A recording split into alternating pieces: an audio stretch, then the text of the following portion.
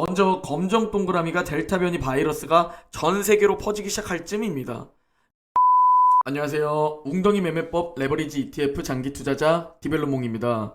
제가 주말에는 일이 바빠서 영상을 실시간으로 찍지 못할 때가 많은데 금요일에 오미크론 변이 바이러스로 인해 하락이 나왔는데 이제야 영상을 올리는 점 양해 바랍니다.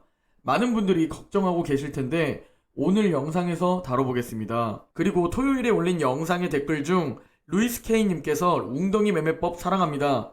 웅덩이 알기 전까진 떨어지면 사야지 하는 마음이 있었어도 살짝은 불안하고 언제 사야 하는지도 몰랐는데 지금은 QLD 60일선 기다리고 있는 저를 발견했습니다. 라고 댓글 달아주셨습니다. 제가 웅덩이 매매법을 하는 이유와 같아서 캡처했는데요. 많은 분들이 조정장을 굉장히 고통스러워하고 조정장과 하락장에서 종목에 대한 믿음이 깨집니다. 조정장에서 가장 중요한 부분인 멘탈을 유지하는 게 가장 좋다고 말씀드렸습니다. 수익의 결과론만 과거 백테스트로만 보자면 그냥 거치식이 가장 좋습니다.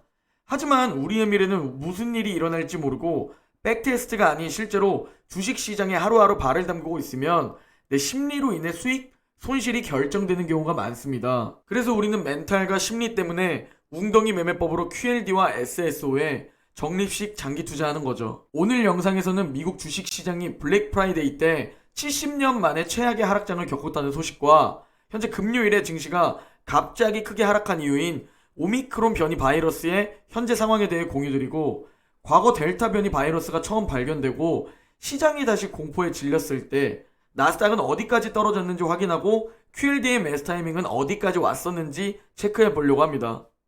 그리고 마지막으로 댓글 중 질문을 캡처해서 답변드리고 영상 마무리하려고 합니다. 그럼 영상 시작합니다. 금요일 미국 3대 지수가 2% 넘게 동반 급락했는데요. 남부 아프리카에서 발견된 코로나19 새 변이 바이러스, 일명 오미크론에 대한 공포가 급락한 이유입니다. 오미크론 변이의 전염력이 델타 변이보다 더 강력할 수 있다는 관측이 부상하면서 경기 회복이 중단되는 게 아니냐는 우려를 자극했습니다. 여행 및 항공 업종을 중심으로 경기 민감주가 특히 타격을 받았는데요. 대표 지수인 S&P 500은 지난 2월 이후 가장 크게 내렸고 다우지수는 한때 1000포인트 이상 밀리기도 했습니다.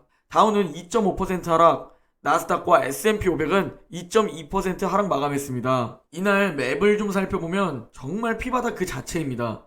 거의 모든 종목이 크게 하락한 것을 볼 수 있고 화이자와 모더나가 급등한 것을 확인할 수 있습니다. 이날 3대 지수의 낙폭이 1950년 이후 블랙 프라이데이 사상 가장 컸다고 합니다. 그러면서 안전선움 심리의 고조 속에 미국 10년물 국채금리는 1.5% 선이 무너졌습니다. 거의 10%가 하락했습니다. 그리고 공포지수는 30일로 공포로 확 내려왔습니다. 지난 거래 일에 64의 탐욕 구간에서 하루 만에 31로 확 떨어졌는데요. 1년 전 이 시기에는 90일 극심한 탐욕까지 올랐었는데 오미크론 변이 때문에 아무도 예상치 못한 하락입니다. 현재 세계보건기구 WHO는 장 마감 직전 성명에서 새 변이 바이러스인 오미크론을 우려 변이로 지정한다고 밝혔는데요. WHO는 오미크론 변이가 이전의 감염 급증보다 빠른 속도로 감지되었으며 이는 이 변이가 성장에 유리할 수 있음을 시사한다고 설명했습니다. 오미크론 바이러스는 스파이크 단백질이 델타의 2배 수준인 32개에 달하는 돌연 변이를 가지고 있다고 합니다. 하지만 그나마 다행인 점은 다양한 변이를 가지고 있다는 것은 기존의 백신이 커버하는 유전자나 단백질에 대해 달라지는 부분이 생겨 효과가 없어질 수 있다고 합니다.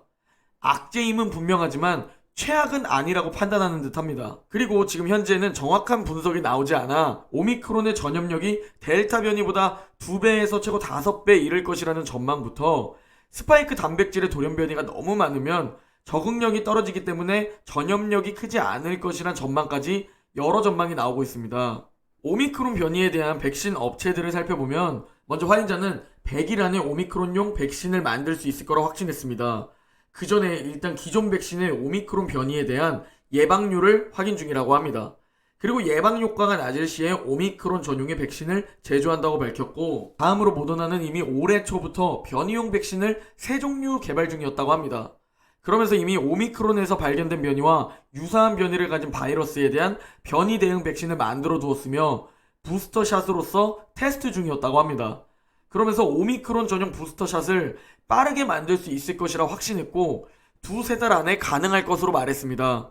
그러면서 화이자와 모더나의 주가는 이날 급등했죠. 결국 우린 아직 이 불안한 시장 속에서 좀 더 기다려야 할 듯 합니다. 정말 델타보다 더 강한 변이가 나온 것인지, 다행히 전염력이 크지 않을지, 아니면 기존 백신은 효과가 있을지, 증상은 가벼운 증상일지 등을 계속 뉴스를 보면서 체크해 봐야 할 듯 합니다. 그러면 과거에 새로운 변이 바이러스가 나타나고 급증하기 시작할 때의 나스닥은 어떻게 흘러갔는지 확인해 볼 텐데요. 우리는 나스닥 200 에버리지 QLD 장기 투자자인 만큼 나스닥 200 QLD의 일봉 차트를 가지고 왔습니다. 먼저 검정 동그라미가 델타 변이 바이러스가 전 세계로 퍼지기 시작할 쯤입니다. 이때 나스닥은 약 7.5% 하락했고, 우리가 투자하는 나스닥 200 에버리지 QLD는 고점 대비 약 15% 하락했습니다. 그리고 이때 웅덩이 매매법 매수 타이밍은 61선 부근 2차 매수 타이밍과 121선 부근 3차 매수 타이밍까지 내려왔었습니다. 그리고 원칙대로 매수 타이밍 이후 다시 우상향을 시작한 것을 확인할 수 있습니다. 저번 델타 때처럼 비슷한 상황에서 시장은 어떻게 반응했는지 확인하는 거죠. 이 오미크론으로 인한 하락은 어디까지 갈지 아무도 모릅니다. 결국 대응하는 수밖에 없는 거죠. 최근 QLD 일봉 차트를 확대했습니다. 저는 이미 1차 매수는 완료했고 2차 매수 타이밍을 기다리고 있습니다. 현재는 대략 81.5달러이고 정확한 가격에 안 사셔도 괜찮고, 대략 주가가 61선 부근이라면 분할 매수 시작하시면 됩니다. QLD에 투자할 예수금의 50%를 5로 나누어서 5거래일 동안 주가가 오르나 내리나 상관없이 매수합니다. 다음은 S&P 500 200 에버리지 SSO의 일봉 차트입니다. SSO 역시 1차 매수는 완료했고 61선 부근 2차 매수 타이밍을 기다리고 있습니다. SSO는 금융 섹터의 급락과 리오프닝 섹터가 급락하면서 다음 주에 2차 매수 타이밍이 올 수도 있을 듯 합니다. 현재 2차 매수 타이밍 60에서는 대략 132.5달러에 위치해 있습니다. 만약 주가가 61선 부근까지 온다면 SSO에 투자할 예수금의 50%를 5로 나누어서 5거래일 동안 주가가 오르나 내리나 상관없이 매수합니다. 자, 그리고 정말 많이 질문받은 것에 대한 답변을 드리려고 합니다.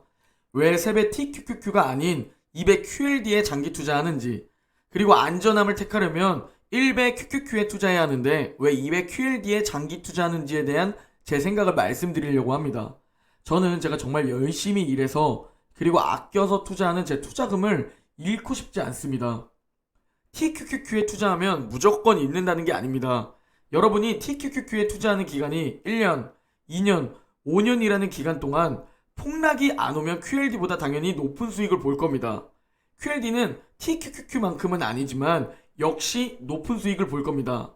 하지만 제가 생각하는 TQQQ의 문제는, 만약 안 올 것이라 생각하던 폭락이 찾아온다면, 폭락은 예측 가능할 때 오지 않는다고 하죠. 내가 TQQQ에 투자하는 기간이 1년, 5년, 10년, 20년 이렇게 길어질수록 당연히 대폭락장을 만날 확률이 높아지겠죠? 대폭락장을 만나면 원금 회복이 거의 불가능할 수 있습니다. 하지만 QLD는 TQQQ보다 회복이 빠르게 된다는 겁니다.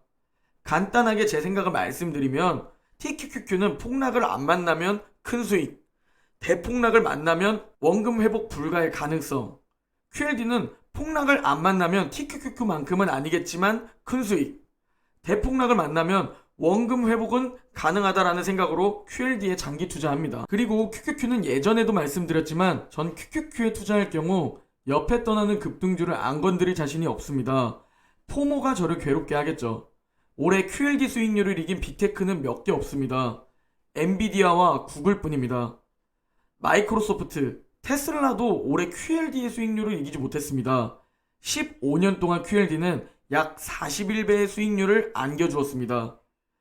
2006년에 1억을 투자했다면 현재 41억이 되어 있는 겁니다.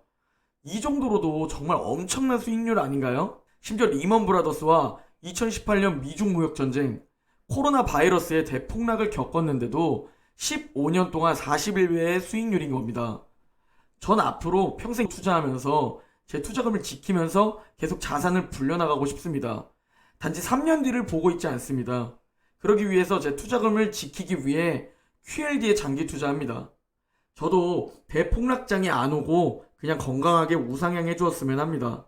하지만 혹시 모를 리스크에 제 돈을 잃고 싶지 않습니다. 그리고 과유불급을 생각하면서 욕심을 조금만 버리고 이미 200 QLD로도 충분히 욕심의 마지노선이라고 생각합니다.